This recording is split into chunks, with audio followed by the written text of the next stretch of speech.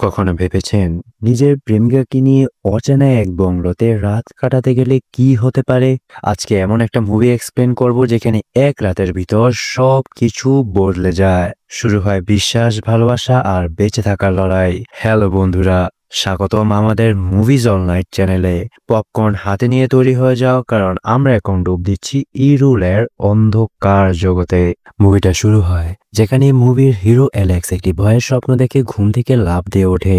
তারপর সে তৈরি হয়ে তার অফিসে যায়। অ্যালেক্স একজন লেখক। কয়েকদিন আগে অপরাধের গল্প নিয়ে তার একটি নতুন বই বেরিয়েছে। অফিসে যাওয়ার সময় সে তার মেয়ে বন্ধুর সাথে, যাকে সে খুব পছন্দ করে, তার সাথে ফোনে কথা বলে। আজ বিকেলে অ্যালেক্স তার বন্ধু অর্চনাকে ডেটে ডাকে। কাজ শেষ করে অ্যালেক্স একটি লাইব্রেরিতে তার বই দেখছিল। তখন সেখানে আসে মুভির নায়িকা অর্চনা। সে অ্যালেক্সের সাথে ডেটে এসেছে। দেখা হওয়ার পর তারা গল্প করতে একটা কফি শপে যায়। অর্চনা একজন উকিল, তাই তার কাছে বারবার ফোন আসে। এজন্য অ্যালেক্স ভালো করে কথা বলতে পারে না, তাই সে রেগে কফি শপ থেকে চলে যায়। অর্চনাও যেহেতু অ্যালেক্সকে ভালোবাসে, তাই রাতে ফোন করে তার রাগ ভাঙানোর চেষ্টা করে।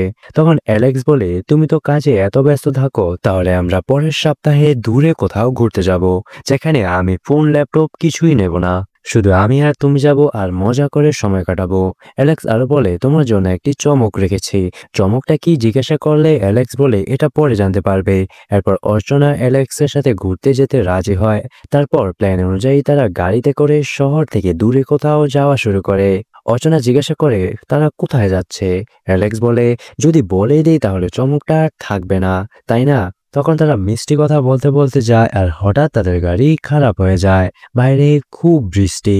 অ্যালেক্স বাইরে গিয়ে গাড়ি দেখে ইঞ্জিনে পানি ঢুকে গেছে, তাই গাড়ি চলবে না, মেকানিক দিয়ে ঠিক করতে হবে। গভীর রাতে বৃষ্টির মধ্যে কি করবে কিছুই বুঝতে পারছিল না। তখন অর্চনা বলে, এভাবে বসে থেকে কি হবে, দূরে একটা বাড়িতে আলো দেখা যাচ্ছে, চলো ওদের কাছে গিয়ে সাহায্য চাই। আমাদের কাছে তো ফোন নেই, তাই ওই বাড়িতে গিয়ে তাদের ফোন দিয়ে মেকানিককে ফোন করব। তারপর তারা গাড়ি থেকে নেমে জঙ্গলের মাঝে পাহাড়ি রাস্তা দিয়ে হেঁটে ওই বাড়িতে যায়। অনেক ডাকাডাকি করেও কেউ দরজা খোলে না, তাই অ্যালেক্স চারপাশে দেখতে যায় যে ভেতরে ঢোকার কোনো রাস্তা আছে কিনা, বা কোথাও চাবি রাখা আছে কিনা। এত ডাকাডাকির পরেও দরজা না খোলায় তারা ভাবে বাড়িতে কেউ নেই। দরজার ফাঁক দিয়ে ভিতরে দেখতে গিয়ে হঠাৎ দরজা খুলে যায়, আর অ্যালেক্স ভয়ে চমকে যায়। তখন বাড়ির ভিতর থেকে সিগারেট খেতে খেতে একটি অদ্ভুত পোশাক পরা লোক বেরিয়ে আসে। তখন অর্চনা বলে, আমাদের গাড়িটা নষ্ট হয়ে গেছে, আমরা আপনার ফোন দিয়ে মেকানিককে ফোন করতে চাই। লোকটা বলে, এই বৃষ্টির জন্য লাইন কাজ করছে না। অর্চনা বলে, আমরা একটু চেষ্টা করে দেখি, যদি হয়। তখন লোকটা তাদের ভেতরে আসতে দেয়। ভেতরে গিয়ে ফোন কাজ করে না দেখে অর্চনা বৃষ্টি থামা পর্যন্ত সেখানে থাকার কথা বলে।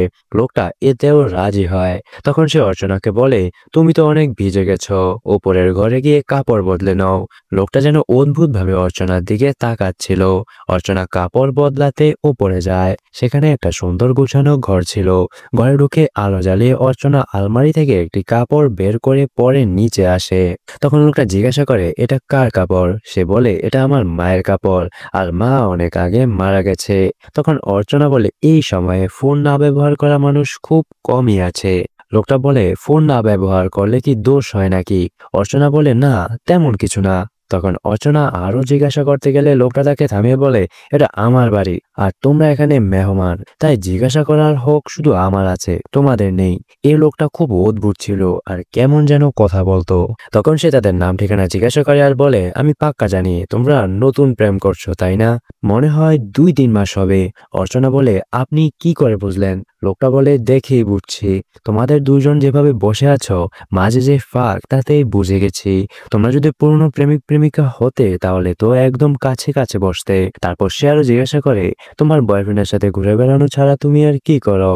অর্চনা বলে, আমি একজন উকিল। উকিলের কথা শুনে লোকটার মুখ একটু মলিন হয়ে যায়। এরপর অ্যালেক্সকে জিজ্ঞাসা করে, সে কি করে? অ্যালেক্স বলে, আমি একজন লেখক। কয়েকদিন আগে আমার একটা নতুন বই বেরিয়েছে, নাম ইরুল, মানে অন্ধকার। লোকটা বলে, আমি সেই বইটা পড়েছি, খুব মজার ছিল। তখন তিনজন মিলে বইটা নিয়ে গল্প শুরু করে। লোকটা বলে, কয়েক বছর আগে যে 5টা খুন হয়েছিল, এই বইটা কি সেগুলোর উপর বানানো? অ্যালেক্স বলে, হ্যাঁ, এই খুনি 5টা মেয়েকে মেরেছে। মারার আগে তাদের খুব খারাপভাবে নির্যাতন করা হয়, শরীর কেটে দড়ি দিয়ে বেঁধে ঝুলিয়ে রাখা হয়, এমনকি মাথার চুলও একদম কেটে ফেলা হয়। লোকটা জিজ্ঞাসা করে, তোমার মনে হয় এই খুনগুলোর কারণ কি? অ্যালেক্স বলে, খুনিটা মেয়েদের থেকে বদলা নিতে খুন করে। লোকটা বলে, তোমার বইয়ে তো খুনের কারণটা স্পষ্ট করে লেখা নেই। লোকটা বলে, আমার মনে হয় খুনিটা বদলার জন্য খুন করে না, সে খুন করে মেয়েদের শরীর সম্পর্কে জানতে, তাদের বোঝার জন্য। তখন অ্যালেক্স বলে, কিন্তু কোনো মেয়ের ধর্ষণ হয়নি বা এমন কিছু পাওয়া যায়নি, তাদের শুধু নির্যাতন করা হয়েছে, শরীর কেটে ঝুলিয়ে রাখা হয়েছে যাতে রক্ত ঝরে আস্তে আস্তে মরে যায়, তাদের অনেক নির্যাতন করা হয়েছে। এই খুনিটা গবেষণার জন্য পাগল, এছাড়া আর কোনো কারণ নেই। লোকটা বলে, তা মানুষ মেরে এখনো পুলিশের হাতে ধরা পড়েনি, তাহলে কি এই লোকটা পাগল হতে পারে? অর্চনা বলে, হ্যাঁ, চালাক লোকও পাগল হতে পারে। এসব কথা বলতে বলতে অর্চনা জিজ্ঞাসা করে, আমরা এত কথা বললাম, কিন্তু আপনার নামটা তো বললেন না। লোকটার নাম জানতে চাওয়ার সাথে সাথে হঠাৎ বাড়ির বিদ্যুৎ চলে যায়। তখন অ্যালেক্স জিজ্ঞাসা করে, বাড়ির মূল সুইচ কোথায়?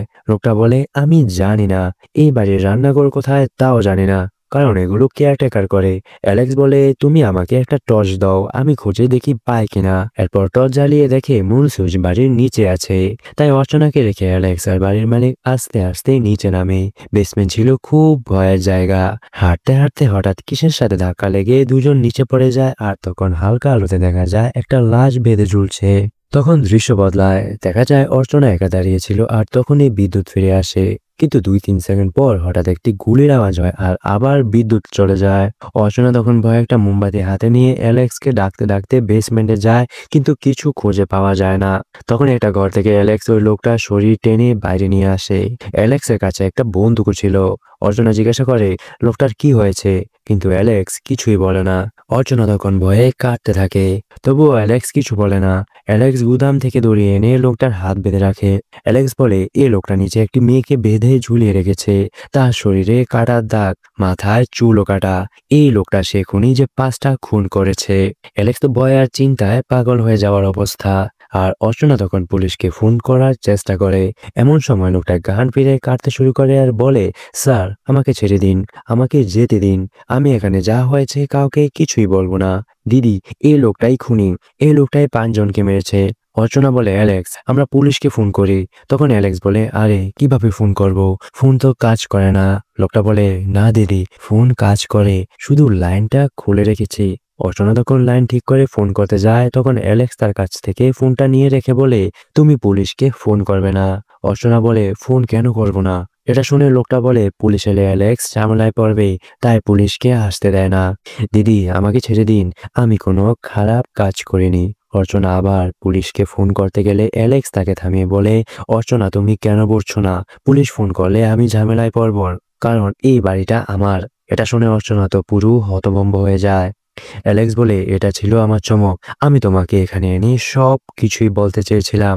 অর্চনা জিজ্ঞাসা করে, তোমার যদি এই বাড়ির মালিক হও তাহলে এই লোকটাকে? তখন দূর থেকে লোকটা চিৎকার করে বলে, দিদি, আমি চোর, আমি চুরি করতে এসেছি, কিন্তু জানতাম না এটা ওনার বাড়ি। অর্চনা বলে, তাহলে তুমি এই চোরকে দেখে আগে কেন কিছু বলনি? অ্যালেক্স বলে, আমি আমার নতুন বইয়ের গল্পের জন্য জানতে চেয়েছিলাম এই লোকটা আমার বাড়িতে কেন এসেছে, তাই কিছুই বলিনি। অর্চনার মনে অ্যালেক্সের উপর সন্দেহ আরো বাড়তে থাকে। আর লোকটা বলে, দিদি, আমি সত্যি বলছি, আমি কিছুই জানি না, শুধু চুরি করতে এসেছি। অ্যালেক্স লোকটাকে বসিয়ে তার সামনে ফোন রেখে ভিডিও করতে থাকে, সত্যি কথাটা রেকর্ড করার জন্য।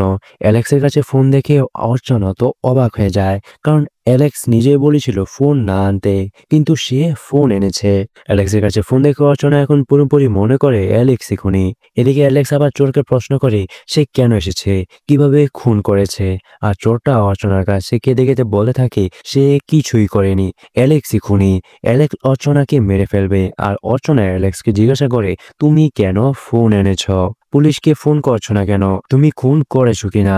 অনেকক্ষণ ধরে তিনজন একে অপরকে পাগলের মতো প্রশ্ন করে, কিন্তু কোনো লাভ হয় না দেখে অ্যালেক্স রেগে গিয়ে চোরটাকে এক ঘা মেরে দেয়, আর তার মাথায় বন্দুক তাক করে বলে, তোকে কিছু স্বীকার করতে হবে না, আমি তোকে মেরে ফেলবো, তাহলে এই ঝামেলা শেষ হয়ে যাবে। অ্যালেক্সের এমন রাগ দেখে অর্চনা আরো ভয় পেয়ে এক জায়গা থেকে অন্য ঘরে গিয়ে লুকিয়ে পড়ে। অ্যালেক্সের উপর অর্চনার সন্দেহ খুব বেড়ে গিয়েছিল, কারণ অ্যালেক্স অনেক মিথ্যা কথা বলেছে, আর মিথ্যা কথায় অন্যের মনে সন্দেহ তৈরি করে। অ্যালেক্স অর্চনাকে খুঁজতে শুরু করে আর অর্চনা লুকিয়ে পুলিশকে ফোন করতে গেলে অ্যালেক্স তাকে ধরে ফেলে আর বলে, তুমি কেন আমার কথা বলছো না? আমি তো বলেছি পুলিশকে ফোন করলে আমি ফেঁসে যাব, কারণ এই খুনিটা আমার বইয়ের মতো করে খুন করে আমাকে ফাঁসানোর চেষ্টা করছে। অর্চনা অ্যালেক্সের কোনো কথায় ভরসা করে না দেখে অ্যালেক্স আর বন্দুকটা অর্চনার হাতে দিয়ে বলে, তুমি যদি আমাকে খুনি ভাবো তাহলে যা ইচ্ছা করো। তারপর অ্যালেক্স নিচে চলে যায় আর অর্চনাও এখন সাহস করে নিচে নামে আর চোরটাকে তুলে একটা চেয়ারে বসিয়ে তার কাটা জায়গায় একটু চিকিৎসা করে। চোরটা তখন একটু মদ খেতে চায়, অর্চনা তাকে মদ দেয়। তখন তখন চোরকে জিজ্ঞাসা করে তার নাম জানতে পারে মুন্না। মুন্না বলে, দিদি তুমি আমাকে কেন প্রশ্ন করছো? ওই অ্যালেক্সকেও প্রশ্ন করো, কারণ এটা তার বাড়ি আর সে কেন তোমার ফোন ছাড়া এখানে নিয়ে এসেছে? তোমার ফোন তো বাড়িতে, আর কেউ জানে না তুমি অ্যালেক্সের সাথে এসেছো। সবাই ভাববে তুমি বাড়িতে আছো। মুন্না খুব চালাক, সে কথার মাঝে মাঝে অর্চনাকে একটু একটু করে ভয় দেখিয়ে বোঝানোর চেষ্টা করে। অ্যালেক্স বলে, আমি সাবধান করার জন্য ফোন এনেছি। এখন একটা আংটি দেখিয়ে বলে, আমি তোমাকে আজ প্রপোজ করতে চেয়েছিলাম আর এটাই ছিল আমার চমক। মুন্না বলে, দিদি এই লোকটা মিথ্যা বলছে, তুমি তার কথায় ভরসা করো না। অ্যালেক্স রেগে গিয়ে বলে, তুই তো চুরি করতে এসেছিলি, তাহলে বল কি চুরি করেছিলি? অর্চনা অ্যালেক্সকে ধমক দিয়ে বলে, তুমি দূরে গিয়ে বসো আর চুপ থাকো, আমি উকিল, তাই আমি প্রশ্ন করব। তখন অর্চনা মুন্নাকে জিজ্ঞাসা করে, বল তুই এখানে থেকে কি চুরি করেছিলি? অ্যালেক্স এটা শুনে অর্চনার দিকে তাকায়, কারণ অ্যালেক্সও একই প্রশ্ন করেছিল। তবু অর্চনা একটু উকিলের মতো ভাব দেখালো। এই জায়গাটা খুবই মজার ছিল। কে চুরি করেছিল জিজ্ঞাসা করলে মুন্না বলে, পুলিশকে ডাকো, আমি পুলিশকে সব বলবো। অ্যালেক্স বলে, না, পুলিশকে ফোন করা যাবে না, কারণ আমি চাই না পুলিশ আবার এই বাড়িতে আসুক। অর্চনা বলে, পুলিশ আগে এসেছিল মানে? অ্যালেক্স বলে, আমার মা এই বাড়িতে মারা গিয়েছিল। তখন পাশ থেকে মুন্না বলে, দিদি তার মা এই বাড়িতে খুন হয়েছিল আর এখনো খুনিকে ধরা যায়নি। অর্চনা মুন্নাকে জিজ্ঞাসা করে, তুমি এই বাড়ির এত কিছু কিভাবে জানো? মুন্না বলে, অ্যালেক্সের বংশ কেমন এই কাহিনী সবাই জানে। বংশ নিয়ে কথা বলা অ্যালেক্স তো রেগে একবারে আগুন হয়ে মুন্নাকে মারতে শুরু করে এবং মুন্না কি চুরি করেছে তা বলে দেয়। তখন অর্চনা গিয়ে মুন্নার কথা মতো একটি বক্স বের করে আর ভয়ে দাঁড়িয়ে দেখে। তখন মুন্না বলে, দিদি বুঝেছেন আপনাকে কিসের সারপ্রাইজ দিতে এনেছে? অর্চনা তখন দৌড়ে যায় আর তাকে প্রপোজ করার জন্য অ্যালেক্স যে রিংটা এনেছিল ওটার সাথে মিলিয়ে দেখে এই বক্সে এমন আরো রিং ছিল। অর্চনার সন্দেহ অ্যালেক্সের উপর আরো বেড়ে যায়, তাই সে জোরে চিল্লায়ন দিয়ে বলে, আমি জানতে চাই নিচে কি হয়েছিল, আমাকে বলো। দেখা যায় অ্যালেক্স আর মুন্না আস্তে আস্তে নিচে যায়। হঠাৎ সিঁড়ি থেকে পা পিছলে ওরা নিচে পড়ে যায়। এরপর উঠে মেন সুইচ খুঁজে পেলে অ্যালেক্স সকেট চেঞ্জ করে আর দেখে সামনে একটা মেয়ের লাশ ঝুলে আছে। তখন মুন্না অ্যালেক্সের ওপর গুলি করে, কিন্তু অ্যালেক্স বেঁচে যায় আর লাইট দিয়ে মাথার উপর বাড়ি মেরে মুন্নাকে বেহুশ করে ফেলে। এই স্টোরি শুনে মুন্না বলে, না দিদি এটা মিথ্যা। এরপর মুন্না বলে, আমরা নিচে যাওয়ার সময় পা পিছলে পড়ে গেছি, তখন উঠে লাইট অন করতে সামনে লাশ দেখি আর অ্যালেক্স আমাকে মাথায় বাড়ি মারে আর আমি বেহুশ হয়ে যাই। এমনও হতে পারে ওই মেয়েটা জীবিত ছিল।